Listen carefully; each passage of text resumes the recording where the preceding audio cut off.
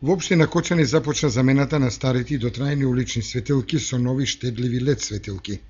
Со замената на светилките се започна од улицата ВМРО, поранешна Маршал Тито, во централното градско подрачје, како и на улицата Гоце Делчев од зградата на Ивана до џамијата кај пазарот. Се работи и на замена на уличните светилки од мостот во населбата Оризари до влезот на Кочани, како и на булеварот Тодосија Паунов до автобуската станица.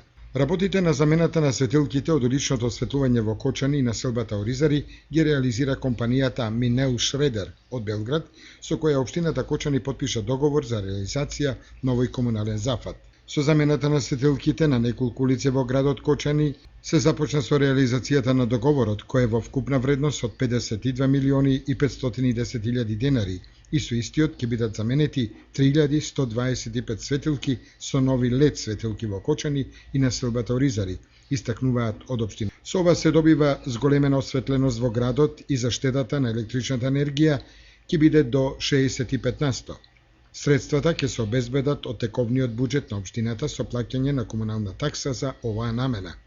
Целосната замена на светилките според договорот ќе се реализира до почетокот на месец септември.